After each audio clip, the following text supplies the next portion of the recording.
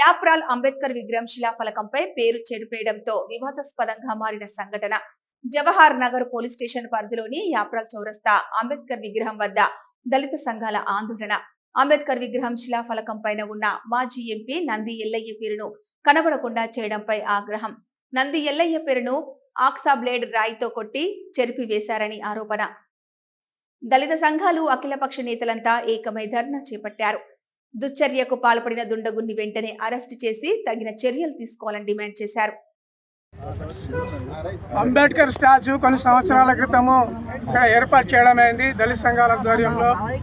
దానికి ముఖ్యంగా మొట్టమొదటి సాయం చేసింది నందెల్లయ్య గారు 10,000 రూపాయలు ఇచ్చి. తర్వాత ఇక్కడ వీకర్ సెక్షన్ తయారైందంటే ఆయన దయ వల్లనే ఎస్సీ ఎస్టీ బీసీలకు ఇల్లు రావడం జరిగింది. నందెల్లయ్యకు ఆ రోజు మీటింగ్ అత్యవసర మీటింగ్ ఉంది కాబట్టి ఈ ప్రోగ్రాంకి రాలేకపోయిండు. దాంట్లో కోపంగా కొంతమంది సోదరులు ఆ నందెల్లయ్య పేరును చెక్కేయడం జరిగింది. అంతకుముందు గద్దర్ పేరు లేదు, మొన్న వేసింది పేరు.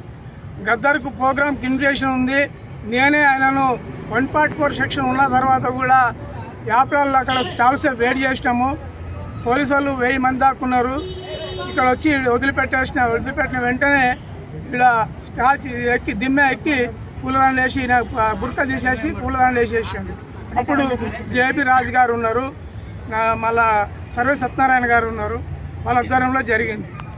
మరి ఆ రోజు నుంచి మొన్నటి వరకు కూడా నందెల్లయ్య పేరు వేయకపోవడం చాలా బాధాకరం. ఎందుకంటే ఆయన అన్ని సేవలు చేసిండు. అమాయకుడు ఆయన, ఎవరిని మోసం చేయలే, కొందరు దోసుకోలే, పదవిలో ఉండి కూడా.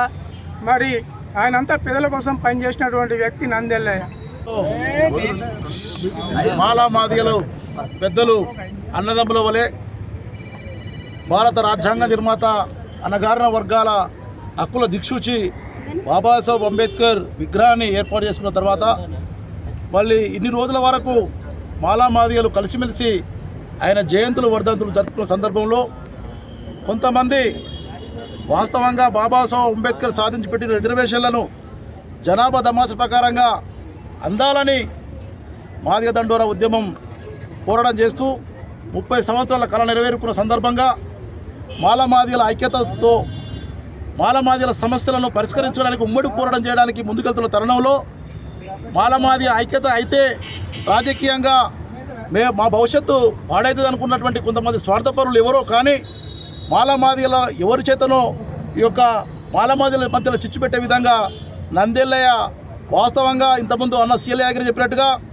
రాజకీయాలకే వన్నె తెచ్చినటువంటి వ్యక్తి.